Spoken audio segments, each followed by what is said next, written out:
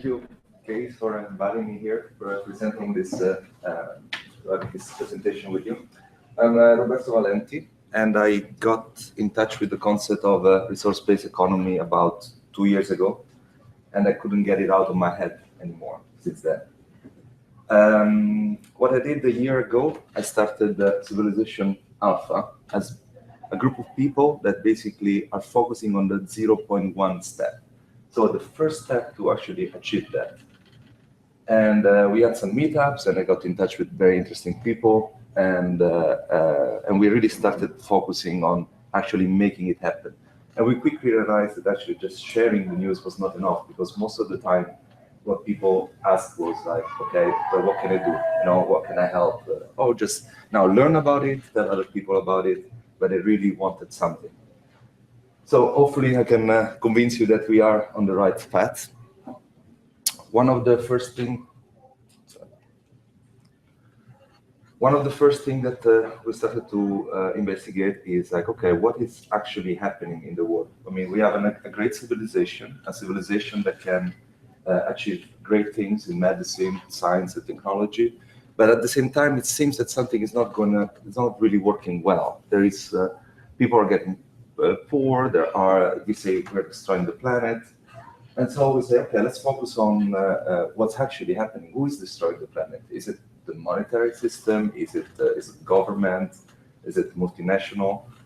So let's talk about maybe Pedro, the guy that is in the middle of the jungle cutting down a tree. Why is he destroying the planet? Is it actually a main guy that really hates the planet? Or is he just trying to provide for his family? You see, what he is trying to get here, and he's happy that he's cutting down a tree because some of his friends don't even have a job, he's trying to provide for his family, and he wants, and there is not really a way to make him stop doing that, because it's like, well, you know, what am I going to do otherwise? So, well, the problem is that he is trying to get the money, and the money is to get what he wants. So is it that in the future we will have, if we survive this thing, we will have in a museum like a pedestal with a dollar bill on top of it, with under a tag that says, well, that's the strongest weapon of mass destruction. Of course, that can't be it, because if you think about it, money is just a piece of paper. How can that be the strongest weapon of mass destruction? It's not money itself that is the weapon. It's something that was not really designed for. Money is designed as a tokenization item, but then there is something else around it that it's basically making it go wrong somewhere. So what I'm trying to say here is that it's a design fault, not necessarily the money's fault. It's just a system that was, and there are some emergent behavior that was not planned for. Now, I want to link to the previous sentence that was said by Case, which is that we don't need to really change the system, because of course we can put regulations on top, like you cannot cut the trees. Maybe we can even put a death penalty for the people that don't cut the trees. But if money is what they're looking for, they will do that. What we did is not to change the system, but to change system. But if I tell you today, okay, let's stop using money, you say like, oh, that's what's going to happen to us. You know, we can't survive, we can't thrive without using money, because that's what the entire civilization is built upon.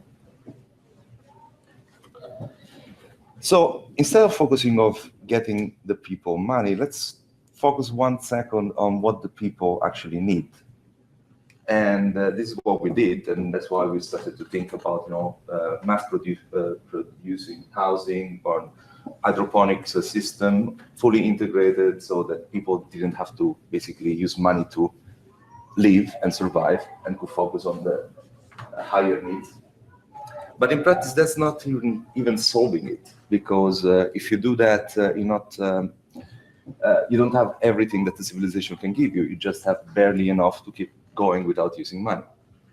So we added 1 layer to this pyramid, which is a layer that is now changing so many things nowadays, and it's something that allows the entire world to be connected at once, even if you're in the middle of the jungle.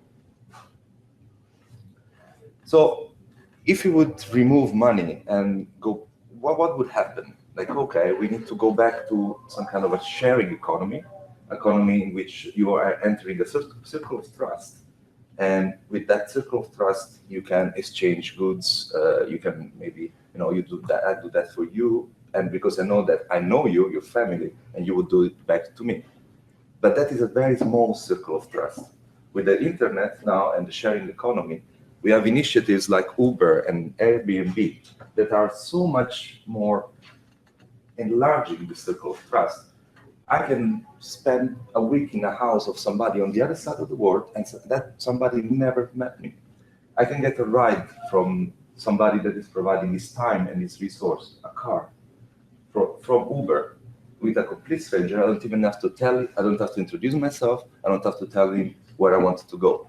This is the sharing economy. The problem with the sharing economy so far is it's still rooted into the market economy. So basically, it's like, okay, I'm an Airbnb house, and I want to give you, I'm going to give you money to stay at your place. Then the other person uses the money to do something else. But if you think about it, sometimes you will use that same money to get another Airbnb. So you see, we are having a system, we get the token, the money, and then we reuse it on the other side. So what if we drop the money and we just give tokens, Airbnb tokens? And not only that, what if Airbnb is Airbnb token, Uber is Uber token that you can use to get rides again? But what we want to do is also combining all these efforts, because there are many, many efforts, and just link them, creating basically a market between each of these activities, a single market. And once everything is connected into one single system, we could actually say, well, I could get everything from a sharing economy without having to use money. I'm just creating value and getting somewhere and exchanging it for a value somewhere else. And this is the new project that we're having, and we call it the profit economy. Is it a website? Yes, we just started this, so there are some information on it, but we submitted an European project, so hopefully we'll get some funding to just get there as fast as we can. Now, the Profit is a platform. It's based on the blockchain technology. Who heard about blockchain technology? Okay, good. The idea is like this. Imagine that these are computers, nodes in a network, a decentralized network, and each of these computers contains a copy of a database. So if you try to kill one computer, the other people will have that database. If you try to change something, everybody else would say that's not true. So what this technology creates is a very decentralized one network of truth. So everything that happens in a network is true, and it will be true across the entire network. That's very powerful, because that basically gives us the trust. We know that we're not going to make some mistakes, or somebody is going to change things. Maybe they say it's like that, and then it's not like that. That doesn't happen anymore with the blockchain technology. An extension of this, we built a network on top of this, a network of people, by validating the IDs, maybe with a state validation, so collaborating with the state, the DKD here in the Netherlands, right? How do you spell it? I don't know. But at this point, you will have people being connected with each other. And now, this is the main difference of profit economy, the one that we're trying to design. The main difference is we don't have these people, okay, get to work, advertise yourself within this economy. What we ask the people is, what do you need? So this person over here, that person over there, would just log into this application and say, well, oh yeah, I like this food. Oh, I like this transportation from A to B. Oh, I like to sleep in this castle one day. So now we have Pedro that was down cutting the trees, that he can just get this up and look and open up his phone, and basically he will have a location, and all the people around him will have said something that they need.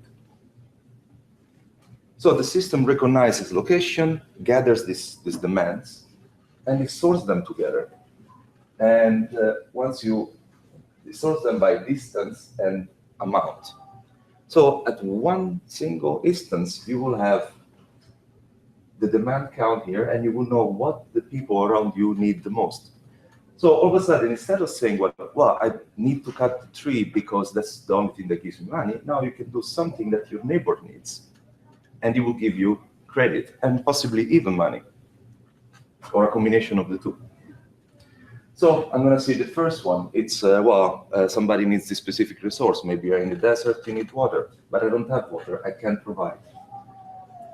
I go to look at the second demand. It's an asset demand, and say, well, it's not something that is going to be consumed. Somebody needs a drill, but I don't have a drill, so I can't provide for that. The third one is some time. Hey, I have time on my hand. I can, and this demand is to teach somebody about something. Or it could be a combination of the two. So you need some resources, which is the ingredient, and some of your time because you're a good cook, and maybe you can provide for this.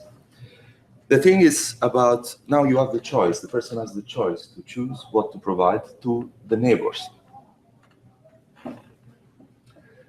So let's say that he chose one of these. Let's say he chose the teaching, and then he gets a list of the users that are basically requiring the teaching. And based on the distance or on the reviewers, you can basically choose the demander can choose to use Pedro to fulfill that demand.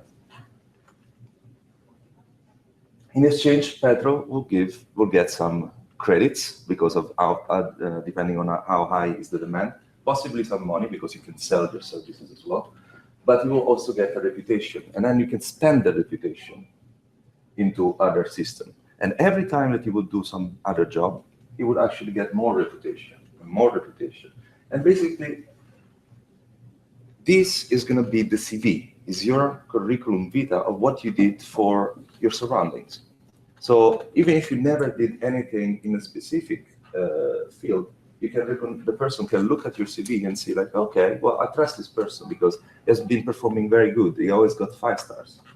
So now you even have a way to prove yourself as a digital identity, not just a number. Of course, I'm going to briefly touch this, but you can also, once you establish a connection, like, hey, I know that you can provide me this, and somebody is asking this service, and I know that I can transform I can collaborate with you to provide this service, you can actually create some kind of like cooperatives, digital cooperatives of distributed people that would basically solve specific demand.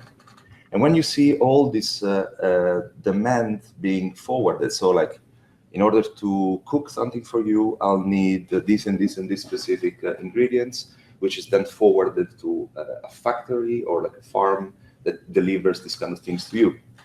And what happens in this case is traceability. That means that every resource, you can really follow back and see how the resource was collected. Or basically, where does it come from? That means that in the case of Pedro, that was cutting down the tree, somebody can still cut down the tree because we need wood, right? But now the people on top, the people that need wood, have the choice, a choice that will be remaining imprinted forever into your digital identity. You have the choice of choosing just wood or just wood, in which the price that went into that request for wood was split to cut wood and also to send some seed bomb. Because now you're paying for the seed bombs, and that shows up into your CV. You're using fully green products. So how can cutting down the trees be a green product? This is how it can be a green product. Cut 1, plant 10.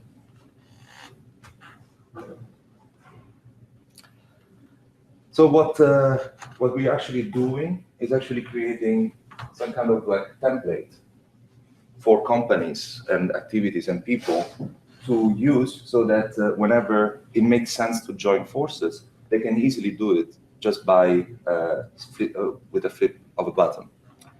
The idea is that if many people who start to use this kind of service or system, slowly we could actually create an entirely new economy that is not based on exchange of money, but on the exchange of resources and basically time, which is a resource by itself.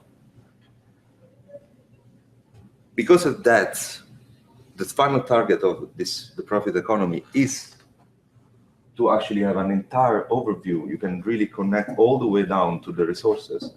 And in that moment, we will have the enumeration of who is using the resources and who is providing for that. And then regulations can be put in place to say, if you would like to join the system and use the system, you need to to do it this way, or we can't allow you to extract more than this much of wood from the forest. So, well, I'm sure that there are a lot of questions, but what we're doing now is like we are looking for volunteers on IT, volunteers that would basically help us make this system a reality.